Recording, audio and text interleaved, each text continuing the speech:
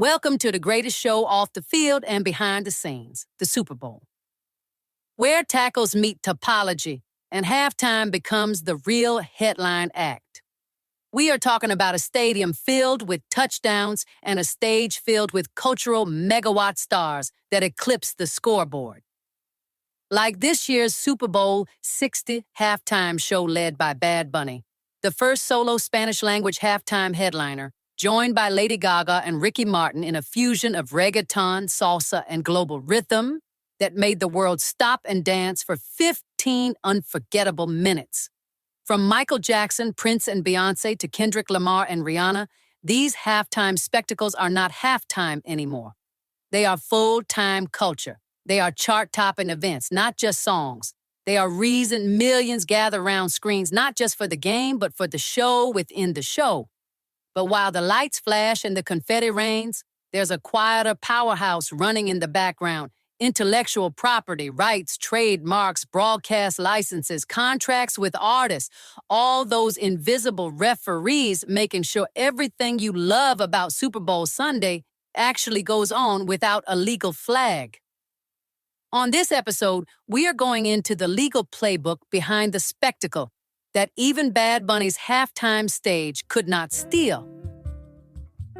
You are listening to Intangiblia, the podcast of intangible law, plain talk about intellectual property. Please welcome your host, Leticia Caminero.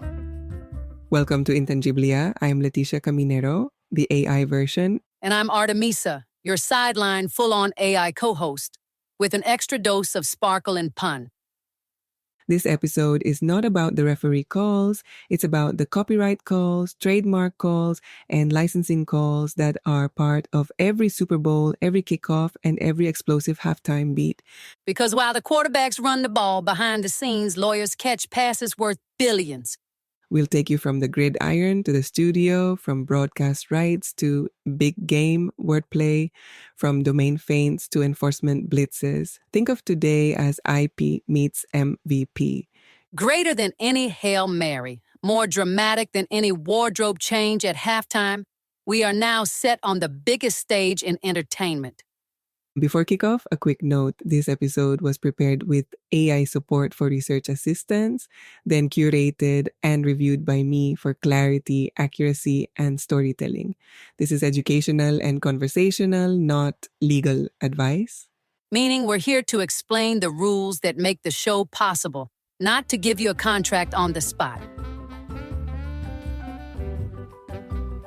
So buckle up for an IP journey through the Super Bowl where the intangible powers the unforgettable.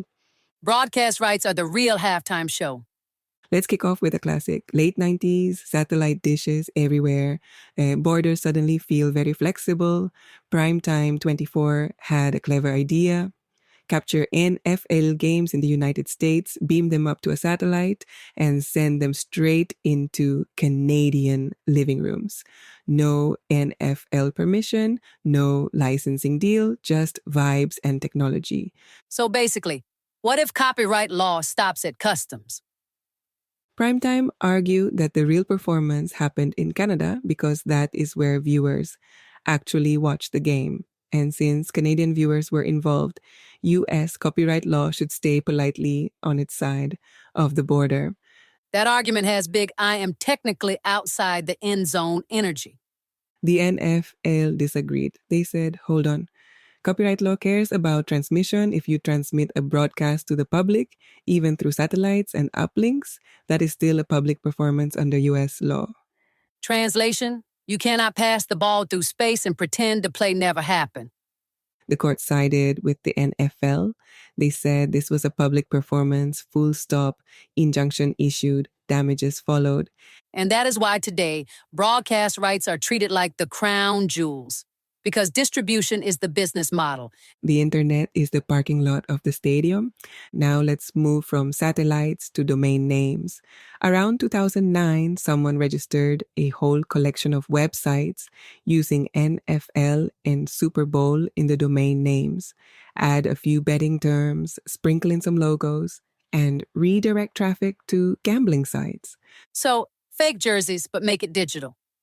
The NFL went to WIPO under the UDRP system. Their argument was simple and very strong. First, confusing similarity. The domains literally used NFL and Super Bowl. Second, no legitimate interest. The sites were not informational or fan-based. They were monetizing confusion. Third, bad faith. This was a pattern, not an accident. That is the legal equivalent of wearing a referee shirt to sell hot dogs. The case went to the WIPO Arbitration and Mediation Center. The domains were transferred to the NFL. Moral of the story, the internet may feel like free parking, but the tow truck is always nearby, protecting the game on and off the field. Now a case that is not pure IP, but absolutely part of the Super Bowl ecosystem. Delaware wanted to expand state-sponsored sports betting. The leagues, including the NFL, sued under a federal law called PASPA. Because nothing says Super Bowl like betting slips and legal briefs. The leagues argued that PASPA only allowed very narrow betting formats, and Delaware was going way beyond that. Delaware said, "We have done betting before, so we should be allowed to do more now." That is a bold trust us defense. The court sided mostly with the leagues. Delaware was limited to multi-game NFL parlays only, no single-game betting, no expansion buffet. So the message was, you can play, but only the version you are already playing. This case shows how leagues protect the commercial perimeter around big events like the Super Bowl, even when the issue is not a trademark or a copyright. Even tickets are governance. Super Bowl 48, fans were not happy. They claimed the NFL withheld too many tickets from the general public, pushing prices into the resale stratosphere. So the lawsuit was basically, I love football, but my wallet says otherwise. The plaintiffs argued this violated New Jersey ticket laws and resulted in unjust enrichment. The NFL responded with a very lawyerly move, standing. They said the plaintiffs could not legally prove the kind of injury that courts can fix. Ah, yes, the procedural tackle from behind. The court agreed with the NFL case dismissed on standing grounds. Lesson learned, even your seat is part of a carefully engineered legal system. The workaround fights back. This one is my favorite for vibes. Everyone started calling the Super Bowl the big game to avoid trademark issues. The NFL noticed and thought maybe we trademarked that too. That is the boldest reverse Uno card I have ever seen. They filed applications and immediately ran into resistance. Stanford and UC Berkeley said, "Excuse us, we have been calling our rivalry game the big game for over a century." Others argued the phrase was descriptive, widely used, and not something one entity should own. So the workaround lawyered up. The NFL eventually withdrew the applications, saying they were broader than intended. Translation, sometimes even the league fumbles. The pregame show for IP enforcement. Okay, let's zoom out for a second and look at what happens before kickoff, not on the field, but online. Because Super Bowl week is not just peak viewing season, it is peak piracy season. Every year, as the Super Bowl approaches, the internet fills up with websites promising free Super Bowl streams, watch the game live, or selling Super Bowl merch that looks official but absolutely is not. If it says official jersey for $30 and ships from a mystery warehouse, you already know. Exactly. And in 2012, the US government decided to tackle that problem head on through something called Operation In Our Sights. This was a coordinated enforcement action led by U.S. authorities, working with leagues like the NFL to identify websites that were either streaming NFL games without permission or selling counterfeit NFL merchandise at scale. So not a random takedown, this was a full blitz. Yes, authorities didn't just send warning emails. They seized the domain names themselves. Hundreds of websites were taken offline, sometimes overnight, right before the Super Bowl. If you typed in the old web address instead of a stream or a fake shop, you saw a seizure notice from the government. Nothing kills a pirate stream faster than a federal badge on the homepage.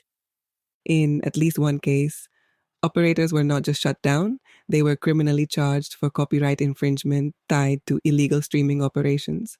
So, this wasn't only about civil lawsuits. This was about saying this kind of activity crosses into criminal territory.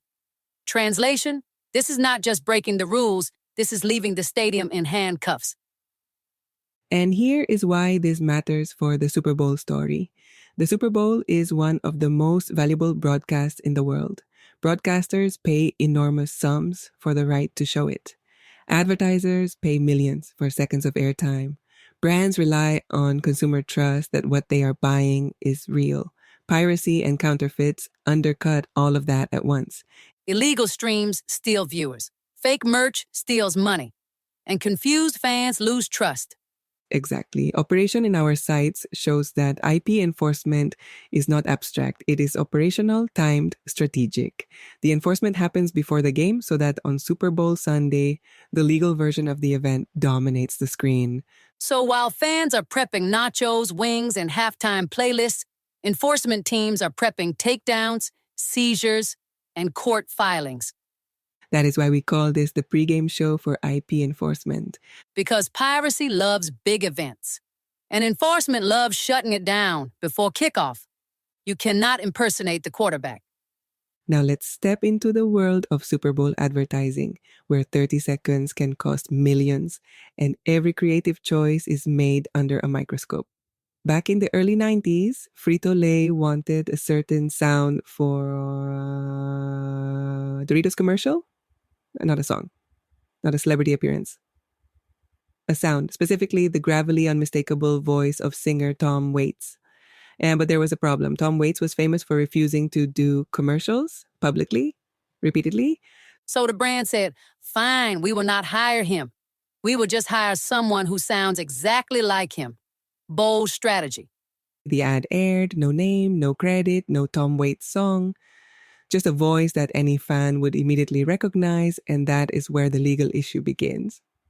Tom Waits sued, arguing that his voice was not just a sound, it was part of his identity.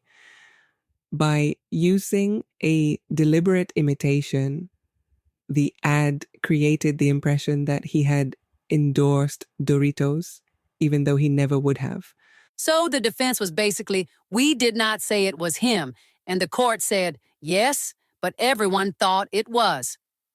The court agreed with Waits. It ruled that a distinctive voice can be protected under the right of publicity and unfair competition law.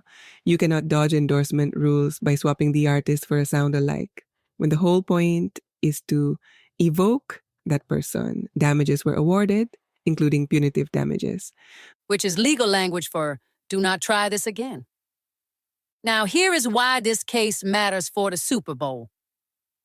Super Bowl ads are built on cultural shortcuts. Familiar voices, familiar styles, familiar energy. Brands want instant recognition without explanation. But this case draws a very clear line. You can be inspired by a vibe. You cannot impersonate a person. In football terms, you can study the quarterback's playbook. You cannot wear his jersey and pretend to be him. And that is why Super Bowl ads do not just clear music rights or logo rights. They clear voices, personas, styles, and endorsement risk. Because on the biggest advertising stage in the world, perception is everything. This is not just about what you say in an ad. It is about what people hear, feel, and assume. And assumptions are where lawsuits are born.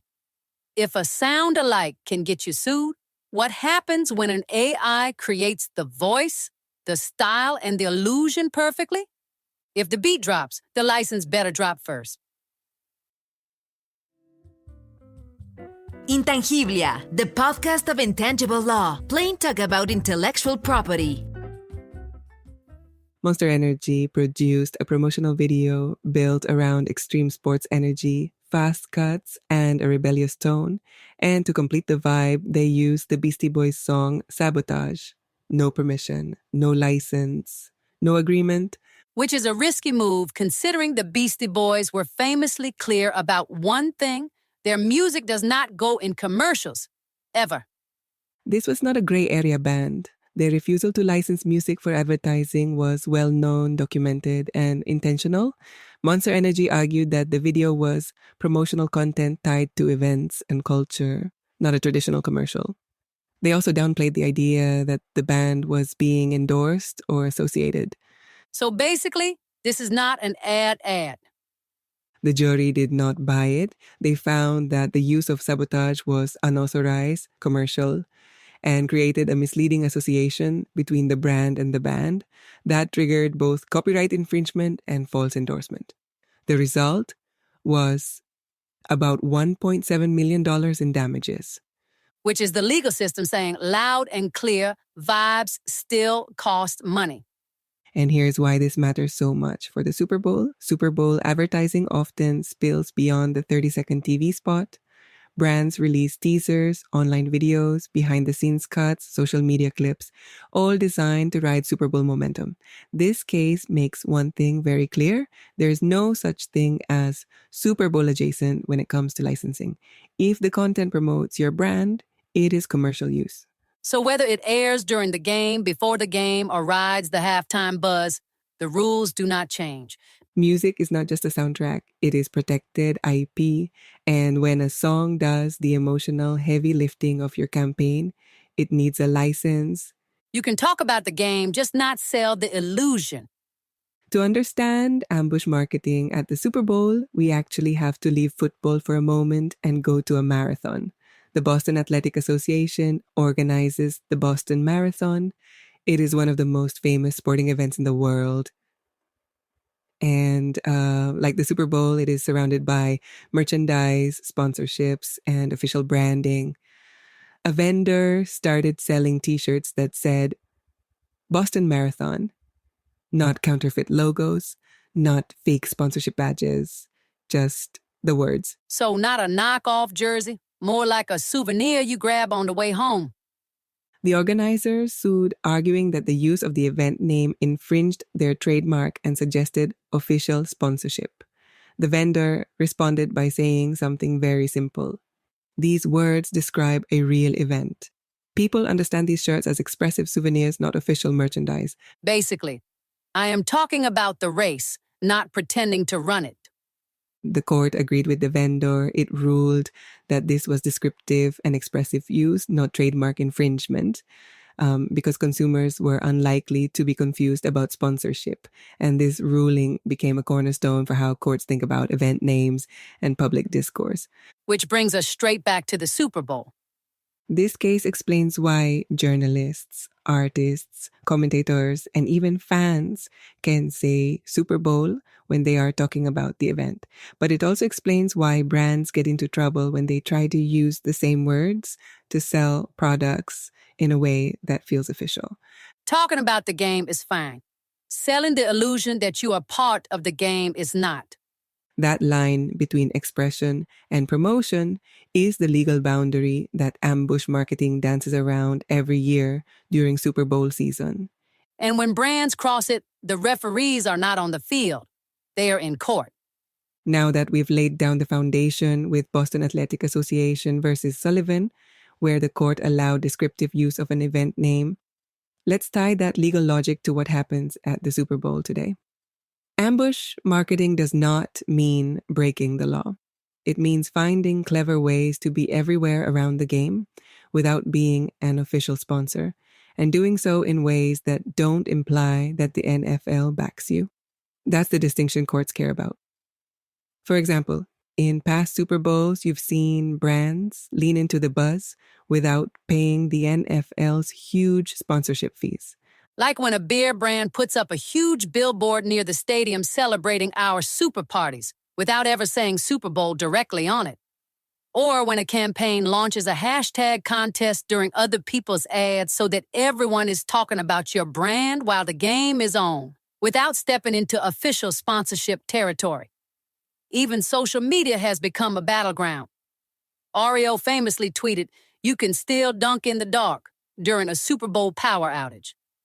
That was not an official game ad, but it captured the moment instantly and widely.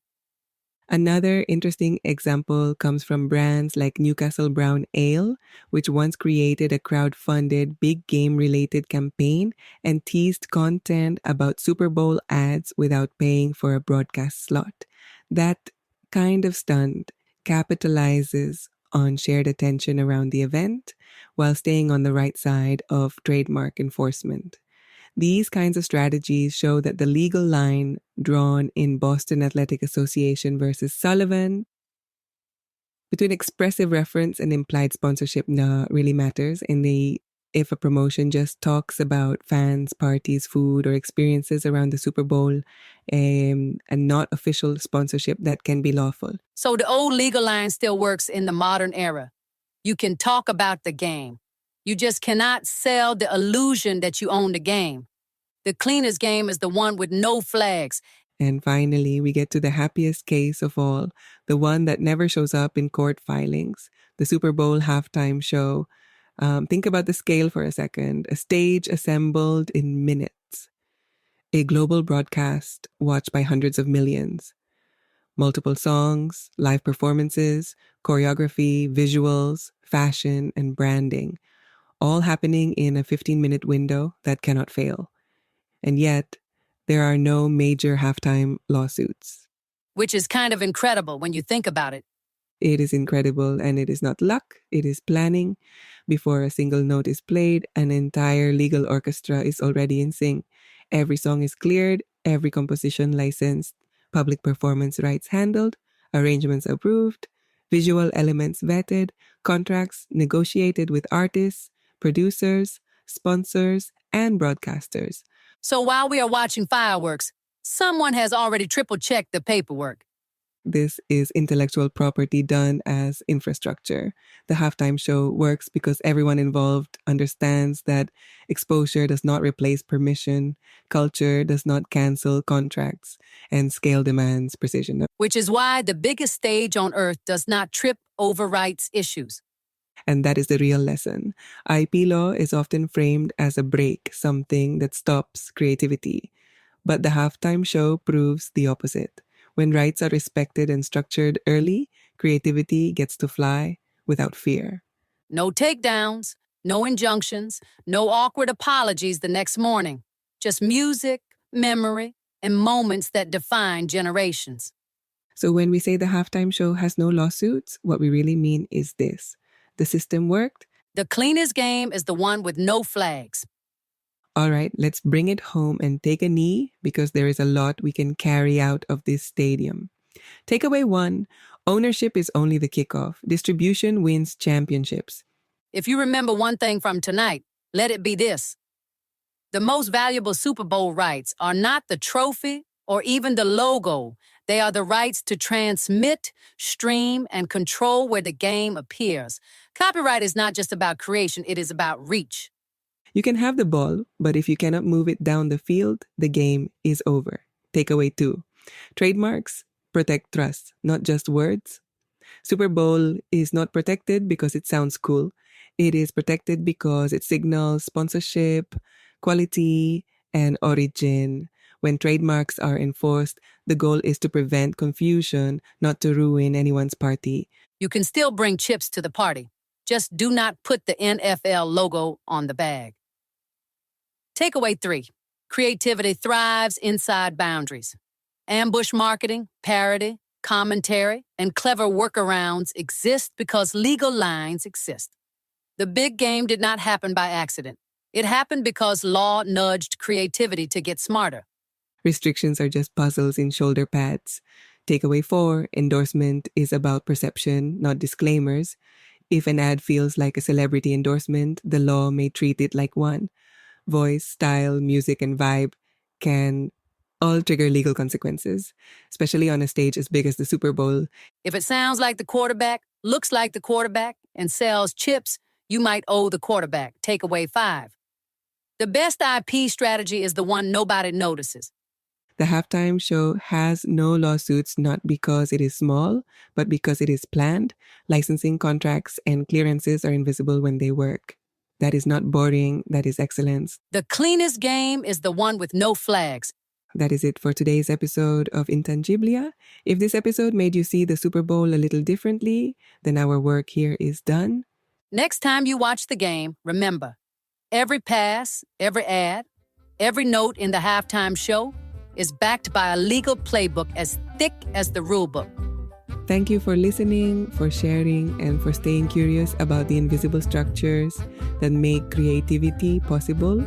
Protect your ideas like it is fourth and goal. And we will see you next time on Intangiblia.